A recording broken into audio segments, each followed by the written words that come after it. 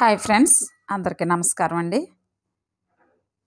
మన ఛానల్లో విద్యా విజ్ఞానం ఎంతో విలువైన సమాచారం, దీంతోపాటు మహనీయుల జీవిత చరిత్రలు, విద్యార్థులకు బాలలకు వారిని మెప్పించే చక్కటి నీతి కథలు, ఇంకా life style videos, career guidance, motivational speeches, ఇలాగా ఎన్నో ఉపయోగకరమైన ప్రయోజనకరమైన వీడియోలు చేస్తున్నాం.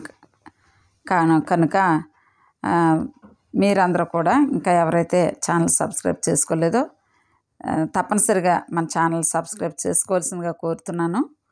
అదేవిధంగా ఈరోజు ఒక మహనీయుడు జీవిత చరిత్ర తెలుసుకుందాం.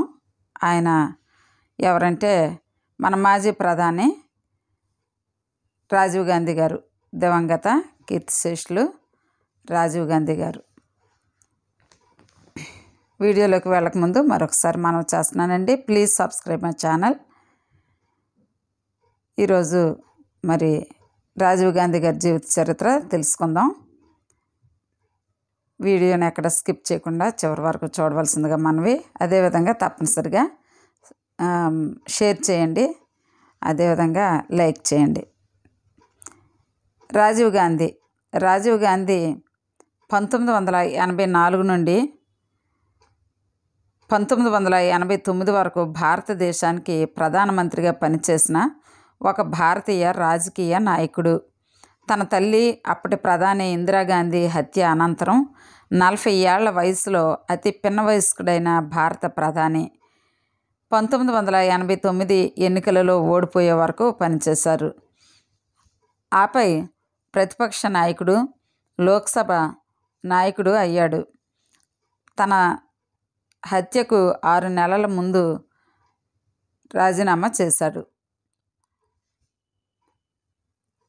ఇంకా ఆయన గురించి మిగిలిన వివరాలు తెలుసుకుందాం. భారత ప్రధాని అధ్యక్షుడు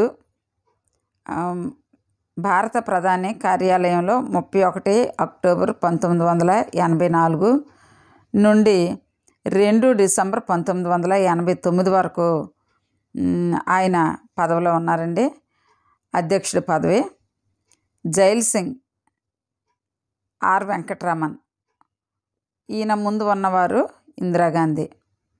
ఈయన విపి సింగ్ ద్వారా విజయం సాధించారు. ప్రతిపక్ష నాయకుడు, లోక్సభ కార్యాలయంలో 18 డిసెంబర్ 1989 నుండి 23 డిసెంబర్ 1990 వరకు పనిచేశారు. అప్పుడు ప్రధాని విపి సింగ్. ఆయన ముందున్నది జగ్జీవన్ రామ్ ద్వారా విజయం సాధించారు. ఎల్కే అద్వానీ భారత జాతీయ కాంగ్రెస్ అధ్యక్షుడు. కార్యాలయంలో 28 డిసెంబర్ 1985 నుండి 21 మే 1991. ముందున్నది ఇందిరాగాంధీ ద్వారా విజయం సాధించారు. పివి నరసింహారావు పార్లమెంట్ సభ్యుడు, లోక్సభ 17 ఆగస్టు 1981 టు 21 మే 1991 వరకు. కార్యాలయంలో ముందున్నది సంజయ్ గాంధీ ద్వారా విజయం సాధించారు సతీష్ శర్మ. నియోజకవర్గం అమేథీ, ఉత్తరప్రదేశ్. వ్యక్తిగత వివరాలు. పుట్టినది రాజీవ్ గాంధీ 20 ఆగస్టు 1944. ప్రదేశము బొంబాయి ప్రెసిడెన్సీ, బ్రిటిష్ ఇండియా. ప్రస్తుతం ముంబై, మహారాష్ట్ర, భారతదేశం. మరణించినది 21 మే 1991. వయస్సు 46 సంవత్సరాలు. ప్రదేశం శ్రీపెరంబుదూర్, తమిళనాడు, భారతదేశం. మరణం, హత్య. రాజకీయ పార్టీ భారత జాతీయ కాంగ్రెస్. జీవిత భాగస్వామి సోనియా మైనో. ఆమె పిల్లలు రాహుల్ గాంధీ కొడుకు, ప్రియాంక గాంధీ కుమార్తె. తల్లిదండ్రులు ఫిరోజ్ గాంధీ తండ్రి, ఇందిరాగాంధీ తల్లి. బంధువులు నెహ్రూ, గాంధీ కుటుంబం. Alma mater Trinity College, Cambridge, Imperial College, London. వృత్తి రాజకీయ నాయకుడు. అవార్డులు: భారతరత్న 1991. స్మారక చిహ్నాలు: వీరభూమి. గాంధీకి మహాత్మా గాంధీకి సంబంధం లేదు. బదులుగా అతను రాజకీయంగా శక్తివంతమైన నెహ్రూ గాంధీ కుటుంబానికి చెందినవారు. శ్రీ రాజీవ్ గాంధీ. ఇది భారత జాతీయ కాంగ్రెస్ పార్టీతో అనుబంధం కలిగి ఉంది. ఇతని బాల్యం చాలా వరకు అతని తల్లి, తాత జవహర్లాల్ నెహ్రూ ప్రధానమంత్రిగా ఉన్నారు. గాంధీ ది డూన్ స్కూల్, ఒక ఎలైట్ బోర్డింగ్ ఇన్స్టిట్యూషన్, ఆపై యునైటెడ్ కింగ్డమ్లోని కేంబ్రిడ్జ్ విశ్వవిద్యాలయంలో చదివారు. అతను 1966లో భారతదేశానికి తిరిగి వచ్చారు మరియు ప్రభుత్వ యాజమాన్యంలోని ఇండియన్ ఎయిర్లైన్స్కు ప్రొఫెషనల్ పైలట్ అయ్యారు. 1968లో అతను సోనియా మైనోను వివాహం చేసుకున్నారు. దంపతులు తమ పిల్లలు రాహుల్ మరియు ప్రియాంకలతో గృహ జీవితం కోసం ఢిల్లీలో స్థిరపడ్డారు. 1970లలో చాలా వరకు అతని తల్లి ప్రధానమంత్రి మరియు అతని తమ్ముడు సంజయ్ ఎంపీ అయినప్పటికీ రాజీవ్ గాంధీ రాజకీయాలకు దూరంగా ఉన్నారు. 1980లో విమాన ప్రమాదంలో సంజయ్ గాంధీ మరణించిన తరువాత రాజీవ్ గాంధీ తన తల్లి కోరిక మేరకు అయిష్టంగానే రాజకీయాల్లోకి వచ్చారు. మరుసటి సంవత్సరం అతను తన సోదరుడి పార్లమెంటరీ స్థానం అమేథీని గెలుచుకున్నారు మరియు భారత పార్లమెంట్ దిగువ సభ అయిన లోక్సభ సభ్యుడు అయ్యారు. తన రాజకీయ వస్త్రధారణలో భాగంగా రాజీవ్ను కాంగ్రెస్ పార్టీ ప్రధాన కార్యదర్శిగా నియమించారు మరియు 1982 ఆసియా క్రీడల నిర్వహణలో ముఖ్యమైన బాధ్యతను అప్పగించారు. 31 అక్టోబర్ 1984 ఉదయం అతని తల్లి అనగా అప్పటి ప్రధానమంత్రి శ్రీమతి ఇందిరాగాంధీ, ఆమె ఇద్దరు సిక్కు అంగరక్షకులు సత్వంత్ సింగ్ మరియు బియాన్ సింగ్లతో ఆపరేషన్ బ్లూ స్టార్, ఒక భారతీయుడి చేత హత్య చేయబడింది. హర్మందిర్ సాహిబ్ గోల్డెన్ టెంపుల్ నుండి సిక్కు వేర్పాటువాద కార్యకర్తలను తొలగించడానికి సైనిక చర్య. అదే రోజు గాంధీ ప్రధానిగా నియమితులయ్యారు. సిక్కు సమాజానికి వ్యతిరేకంగా వ్యవస్థీకృత గుంపులు అల్లరి చేయడంతో అతని నాయకత్వం తదుపరి కొన్ని రోజులు పరీక్షించబడింది. ఫలితంగా ఢిల్లీలో సిక్కు వ్యతిరేక ఊచకోత జరిగింది. ఆ డిసెంబర్లో కాంగ్రెస్ పార్టీ ఇప్పటి వరకు అతిపెద్ద లోక్సభ మెజార్టీని 541 సీట్లలో 414 సీట్లు గెలుచుకుంది. రాజీవ్ గాంధీ పదవిలో ఉన్న కాలం భోపాల్ విపత్తు, బోఫోర్స్ కుంభకోణం మరియు మొహమ్మద్ వంటి వివాదాలలో చిక్కుకున్నారు. అహ్మద్ ఖాన్ షా బోనో బేగం 1988లో అతను మాల్దీవులలో తిరుగుబాటును తిప్పికొట్టాడు. ప్లోట్ వంటి PLO, LTTE వంటి మిలిటెంట్ తమిళ సమూహాలను వ్యతిరేకించాడు. జోక్యం చేసుకొని ఆపై 1987లో శ్రీలంకకు శాంతి పరిరక్షక దళాలను పంపాడు. ఇది లిబరేషన్ టైగర్స్ ఆఫ్ తమిళ్ ఈలం LTTEతో బహిరంగ సంఘర్షణకు దారితీసింది. 1989 ఎన్నికల్లో ఆయన పార్టీ ఓడిపోయింది. 1991 ఎన్నికల వరకు రాజీవ్ గాంధీ కాంగ్రెస్ అధ్యక్షుడిగా కొనసాగారు. ఎన్నికల ప్రచారంలో ఉండగా LTTEకి చెందిన ఆత్మాహుతి బాంబర్చే చంపబడ్డారు. 1991లో భారత ప్రభుత్వం రాజీవ్ గాంధీకి మరణానంతరం దేశ అత్యున్నత పౌర పురస్కారమైన భారతరత్నను ప్రదానం చేసింది. 2009లో జరిగిన ఇండియా లీడర్షిప్ కాన్క్లేవ్లో రాజీవ్ గాంధీకి మరణానంతరం revolutionary leader of modern India అవార్డును ప్రదానం చేశారు. మరికొద్ది వివరాలు ఆయన గురించి మనం తెలుసుకుందాం. రాజీవ్ గాంధీ 1944 ఆగస్టు 20న బొంబాయి అనగా ప్రస్తుతం ముంబైలో ఇందిరా మరియు ఫిరోజ్ గాంధీ దంపతులకు జన్మించారు. 1951లో రాజీవ్ మరియు అతని తమ్ముడు సంజయ్ని శివ నికేతన్ పాఠశాలలో చేర్చారు. అక్కడ ఉపాధ్యాయులు రాజీవ్ గాంధీ పిరికి మరియు అంతర్ముఖుడని మరియు పెయింటింగ్ మరియు డ్రాయింగ్ను బాగా ఆస్వాదించేవారని చెప్పారు. ఆ తర్వాత అతను సెయింట్ కొలంబస్ స్కూల్, ఢిల్లీలో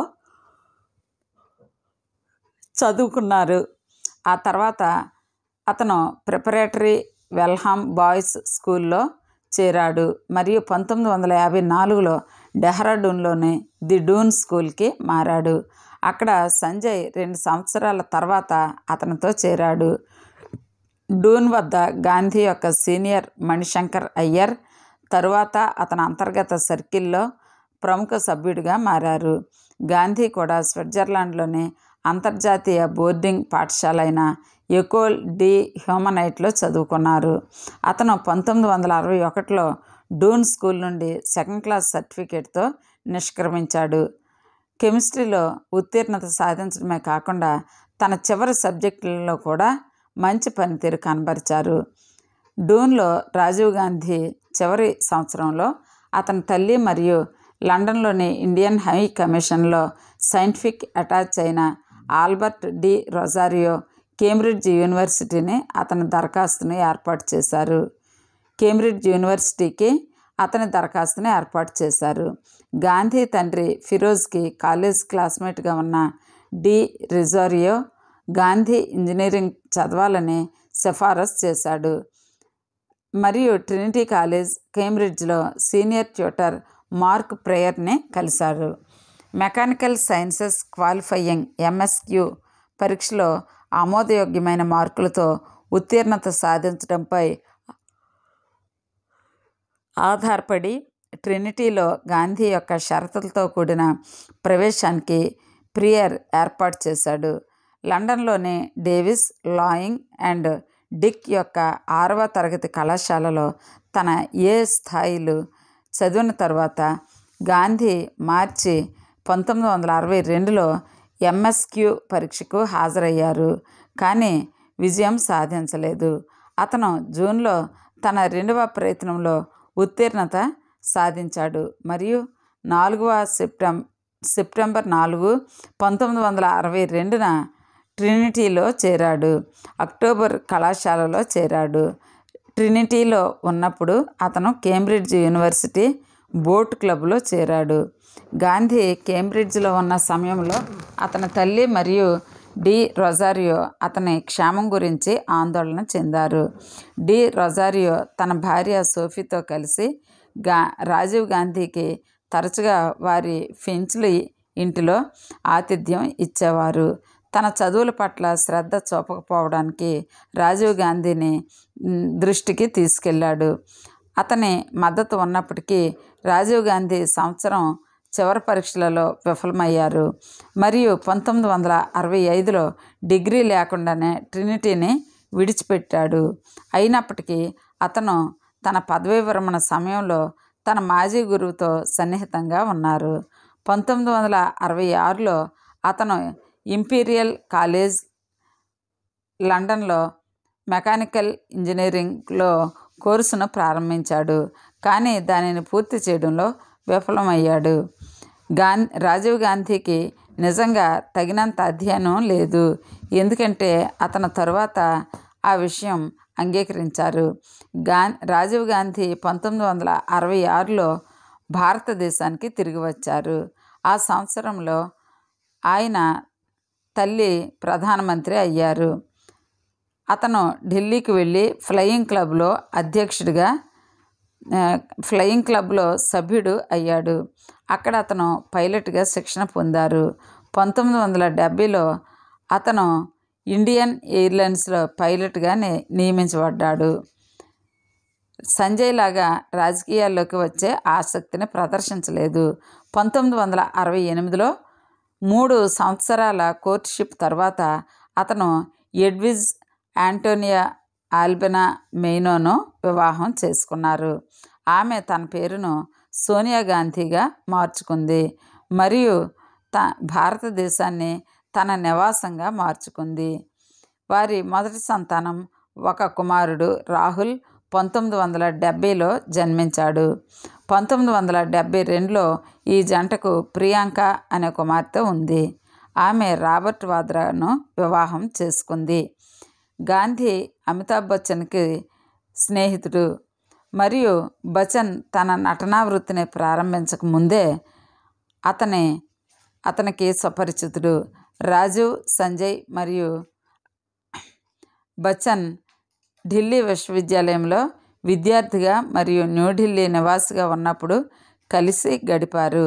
1980లలో గాంధీకి మద్దతుగా బచ్చన్ రాజకీయాల్లోకి ప్రవేశించారు. ఇంకా ఆయన రాజకీయ ప్రవేశం 23 జూన్ 1980న రాజీవ్ తమ్ముడు సంజయ్ గాంధీ విమాన ప్రమాదంలో ఊహించిన విధంగా మరణించారు. ఆ సమయంలో రాజీవ్ గాంధీ విదేశీ పర్యటనలో భాగంగా లండన్లో ఉన్నారు. వార్త విని ఢిల్లీకి తిరిగి వచ్చి సంజయ్ మృతదేహానికి అంత్యక్రియలు చేశారు. అగర్వాల్ ప్రకారం సంజయ్ మరణించిన తరువాత వారంలో బద్రీనాథ్ నుండి ఒక సాధువు అయిన శంకరాచార్య స్వామి శ్రీ స్వరూపానంద కుటుంబాన్ని ఓదార్చడానికి సందర్శించారు. అతను రాజీవ్కు విమానాలు నడపకూడదని మరియు బదులుగా దేశ సేవకు తనను తాను అంకితం చేసుకోమని సలహా ఇచ్చారు. కాంగ్రెస్ పార్టీకి చెందిన 70 మంది సభ్యులు ఒక ప్రతిపాదనపై సంతకం చేసి రాజీవ్ను రాజకీయాల్లోకి రావాలని కోరుతూ ఇందిరా వద్దకు వెళ్ళారు. రాజకీయాల్లోకి రావాలా వద్దా అనేది రాజీవ్ గాంధీ స్వంత నిర్ణయమని ఇందిరా చెప్పారు. అదేంటని ఆయనను ప్రశ్నించగా మా అమ్మ సాయం చేస్తే రాజకీయాల్లోకి వస్తా అని బదులిచ్చారు. రాజీవ్ 16 ఫిబ్రవరి 1981న ఢిల్లీలో జాతీయ రైతుల ర్యాలీలో ప్రసంగించినప్పుడు రాజకీయాల్లోకి ప్రవేశించారు. ఈ సమయంలో అతను అప్పటికి ఎయిర్ ఇండియా ఉద్యోగి. క్రియాశీల రాజకీయాల్లో ఎలా పాల్గొన్నారో చూద్దాం. 4 మే 1981న అఖిల భారత కాంగ్రెస్ కమిటీ సమావేశానికి ఇందిరాగాంధీ అధ్యక్షత వహించారు. అమేథీ నియోజకవర్గం అభ్యర్థిగా రాజీవ్ను వసంతదాదా పాటిల్ ప్రతిపాదించగా సమావేశంలో సభ్యులందరూ ఆమోదించారు. వారం రోజుల తర్వాత ఆ నియోజకవర్గానికి ఆయన అభ్యర్థిత్వాన్ని పార్టీ అధికారికంగా ప్రకటించింది. అనంతరం పార్టీ సభ్యత్వ రుసుము చెల్లించి నామినేషన్ పత్రాలను దాఖలు చేసేందుకు సుల్తాన్పూర్కు వెళ్ళి ఇతర లాంఛనాలు పూర్తి చేశారు. అతను లోక్దళ్ అభ్యర్థి శరద్ యాదవ్ను 2,37,000 ఓట్ల తేడాతో ఓడించి సీటును గెలుచుకున్నారు. అతను ఆగస్టు 17న పార్లమెంట్ సభ్యునిగా ప్రమాణ స్వీకారం చేశారు. రాజీవ్ గాంధీ యొక్క మొదటి రాజకీయ పర్యటన ఇంగ్లాండ్లో ఉంది. అక్కడ అతను 29 జూలై 1981న ప్రిన్స్ చార్లెస్ మరియు లేడీ డయానా స్పెన్సర్ల వివాహ వేడుకకు హాజరయ్యాడు. అదే సంవత్సరం డిసెంబర్లో అతను ఇండియన్ యూత్ కాంగ్రెస్కు ఇన్ఛార్జిగా నియమించబడ్డాడు. అతను మొదట 1982 ఆసియా క్రీడలలో గడియారం చుట్టూ పనిచేయడం ద్వారా తన సంస్థాగత సామర్థ్యాన్ని చూపించాడు. ఆటల ఆర్గనైజింగ్ కమిటీలో భాగమైన భారత పార్లమెంట్లోని 33 మంది సభ్యులలో అతను ఒకడు. క్రీడా చరిత్రకారుడు బోరియా మజుందార్ ప్రధానమంత్రి కుమారుడైన అతనికి ఇతరులపై నైతిక మరియు అనధికారిక అధికారం ఉందని రాశారు. ఆసియా క్రీడల కమిటీ సమర్పించిన నివేదికలో ఆటల అత్యుత్తమ విజయం కోసం గాంధీ యొక్క డ్రైవ్, ఉత్సాహం మరియు చొరవ గురించి ప్రస్తావించబడింది.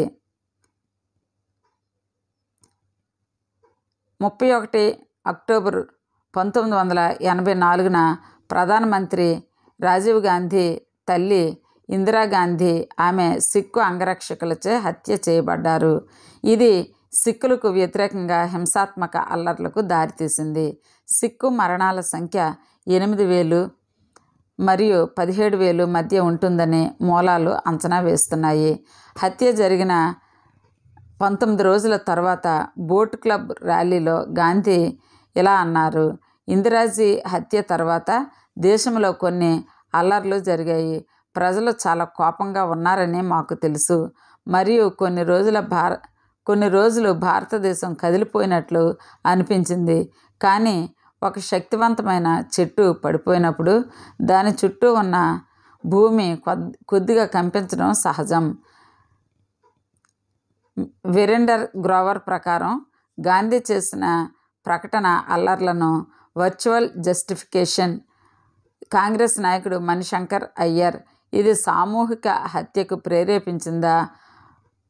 గుంపును నిర్వహించడానికి మీరట్ నుండి సైన్యాన్ని తీసుకురావడానికి గాంధీ ఇష్టపడలేదని కూడా ఆయన విమర్శించారు. ఇంకా భారత ప్రధానిగా రాజీవ్ గాంధీ.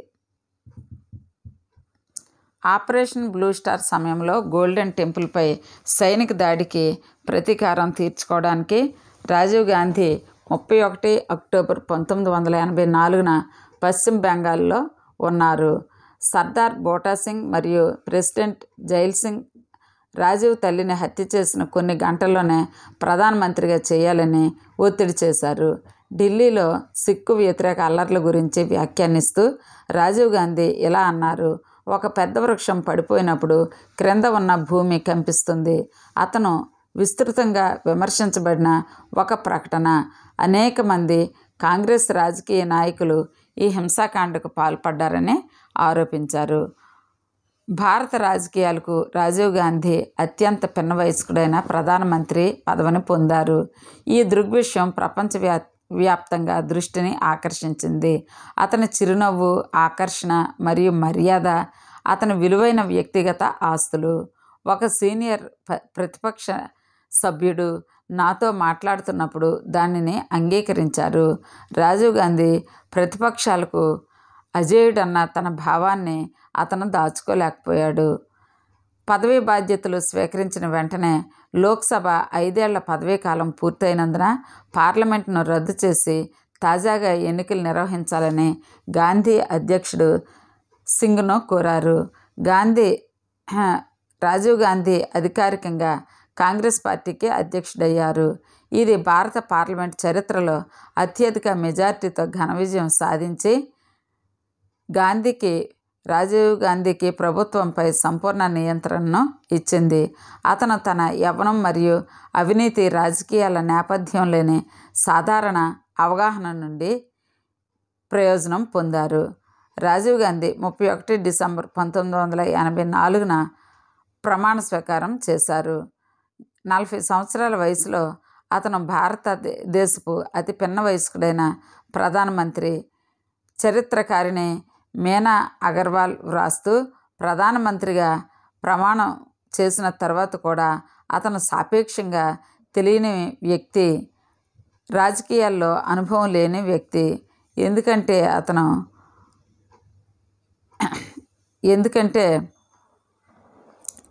తర్వాత పిన్న వయస్కుడైన ప్రధానమంత్రి ఎందుకంటే అతను 3 సంవత్సరాల పాటు ఎంపీగా ఉన్న తర్వాత ఆ పదవిని చేపట్టారు. ప్రధానమంత్రిగా ప్రమాణ స్వీకారం చేసిన తర్వాత రాజీవ్ గాంధీ తన 14 మంది సభ్యుల మంత్రివర్గాన్ని నియమించారు. వారి పనితీరును తాను పర్యవేక్షిస్తానని, గుర్తుకు రాని మంత్రులను తొలగిస్తానని చెప్పారు. 3వ ఇందిరాగాంధీ మంత్రివర్గం నుండి అతను 2 శక్తివంతమైన వ్యక్తులను తొలగించారు. ఆర్థిక మంత్రి ప్రణబ్ ముఖర్జీ మరియు రైల్వే మంత్రి ఏబిఏ మణి ఖాన్ చౌదరి మొహసినా కిద్వాయ్ రైల్వే మంత్రి అయ్యారు. ఆమె క్యాబినెట్లోని ఏకైక మహిళా వ్యక్తి. మాజీ హోంమంత్రి పివి నరసింహారావుకు రక్షణ బాధ్యతలు అప్పగించారు. మొదట్లో ఆర్థిక మంత్రిగా నియమితులైన విపి సింగ్కు 1987లో రక్షణ మంత్రిత్వ శాఖ ఇవ్వబడింది. ఆయన ప్రధానమంత్రిగా ఉన్న సమయంలో గాంధీ తన కేబినెట్ మంత్రులను తరచుగా మార్చేస్తూ ఇండియా టుడే పత్రిక నుండి విమర్శలను ఎదుర్కొన్నారు. ఇది గందరగోళ చక్రం, కేబినెట్ మార్పు కేంద్రంలోని కాంగ్రెస్ ప్రభుత్వ అస్థిరతను ప్రతిబింబిస్తుందని పశ్చిమ బెంగాల్ ముఖ్యమంత్రి జ్యోతి బసు అన్నారు. అతను పర్యావరణం, అటవీ మరియు వాతావరణ మార్పు మంత్రిత్వ శాఖను కూడా నిర్వహించారు మరియు సృష్టించారు. డాస్కో మాఫియా లేదా Doon cabinet. Gandhi the Doon school పూర్వ విద్యార్థి. తన పరిపాలనలో చాలామంది వృద్ధులను నియమించినందుకు మీడియా నుండి విమర్శలను ఎదుర్కొన్నారు. అతని అంతర్గత వృత్తం డ్యూన్ క్యాబినెట్ లేదా డాస్కో మాఫియా మరియు వాషింగ్టన్ పోస్ట్ నివేదించింది. ఈ రోజుల్లో ఢిల్లీ చుట్టూ ఉన్న క్యాచ్ పదబంధం డూన్ స్కూల్ ఇండియాను నడుపుతుంది, కానీ అది సంక్లిష్టమైన అస్తవ్యస్తమైన దేశానికి అనేక పోటీ రంగాలతో కూడిన విశ్లేషణ చాలా సులభం. రాజకీయ సలహా కోసం గాంధీ డూన్ పూర్వ విద్యార్థులపై ఆధారపడడం వలన ప్రధానమంత్రి మొరార్జీ దేశాయ్ ఈ స్థలంతో నాకు ఏదైనా సంబంధం ఉంటే నేను దానిని మూసివేస్తాను అని వ్యాఖ్యానించడానికి దారితీసింది. ఫిరాయింపుల నిరోధక చట్టం. ప్రధానిగా రాజీవ్ గాంధీ మొదటి చర్య జనవరి 1985లో ఫిరాయింపుల నిరోధక చట్టాన్ని ఆమోదించడం. ఈ చట్టం ప్రకారం ఎన్నికైన పార్లమెంట్ లేదా శాసనసభ సభ్యుడు తదుపరి ఎన్నికల వరకు ప్రతిపక్ష పార్టీలో చేరలేరు. చరిత్రకారుడు మనీష్ తిలకచర్ల వారి అవినీతిని అరికట్టడం మరియు పార్టీలు మారడం ద్వారా మంత్రుల లంచాలను అరికట్టడం, తద్వారా వారు మెజార్టీని పొందడం అని పిలుస్తారు. 1980లలో కాంగ్రెస్ పార్టీకి చెందిన ఎన్నుకోబడిన నాయకులు ప్రతిపక్ష పార్టీలలో చేరడంతో ఇటువంటి అనేక ఫిరాయింపులు జరిగాయి. 1985 కాంగ్రెస్ సందేశ్ యాత్ర. 1985లో ముంబైలో జరిగిన ఏఐసిసి ప్లేనరీ సమావేశంలో రాజీవ్ గాంధీ సందేశ్ యాత్రను ప్రకటించారు. అఖిల భారత కాంగ్రెస్ సేవాదళ్ దీన్ని దేశవ్యాప్తంగా నడిపింది. ప్రదేశ్ కాంగ్రెస్ కమిటీలు, పిసిసిలు మరియు పార్టీ నాయకులు ముంబై, కాశ్మీర్, కన్యాకుమారి మరియు ఈశాన్య ప్రాంతాల నుండి ఏకకాలంలో 4 పర్యటనలు చేశారు.